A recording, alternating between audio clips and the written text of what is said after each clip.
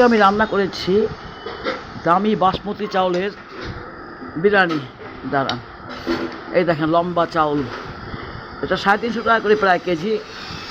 এই সফট মাংস, কাচ্চি বিরিয়ানি। হ্যাঁ, এখানে আমার সুন্দর খাবারের রং দেওয়া অল্প একটুখানি, যেন পুরাটুকু রং না ভরে। হ্যাঁ, এই দেখেন আজকে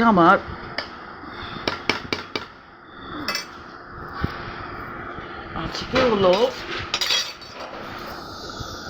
আমার বড় ভাই আসবে, তো সবাই মিলে সেই উসলে একটু খাওয়া হলো।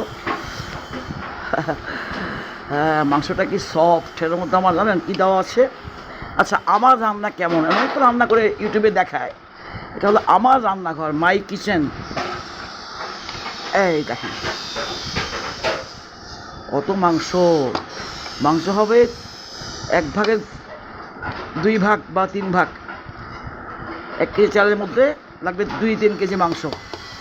তারপরে আমি দিয়েছি ক্যাপসিকাম।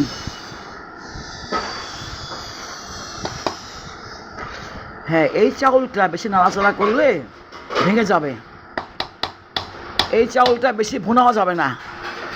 তারপরে করেছি বোরহানি, অপূর্ব বোরহানি হয়েছে ইনশাল্লাহ।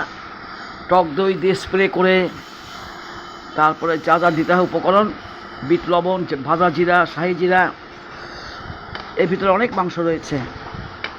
খাসির কাচ্চি বিরিয়ানি, সফট মাংসটা, একেবারে সফট, একেবারে। এটা বেশি নাড়াচাড়া করলে ভেঙে যাবে চাউলটা। এই চাউলটা বেশি ভুনাও যাবে না,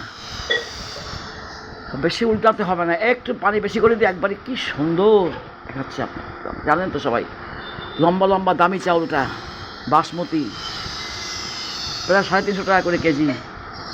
এইটা সিনা আছে, সিনা, সফট, একেবারে সফট। কাচ্চি বিরিয়ানির মশলা একেবারে কম দিয়েছি, শুধু বিরিয়ানির মশলা নামানোর সময় দিতে হবে। বিরিয়ানির সেন্ট, ঘি, দই দিয়ে তো মাংস ম্যারিনেট করে রেখেছি, আদা রসুন। তাহলে কালারটা খুব সুন্দর হলো, হোয়াইট একেবারে। আমার প্রিয় এরকম হোয়াইট বিরিয়ানি। হ্যাঁ, খাওয়ার পরে জর্দা খাবে, বোরহানি খাবে।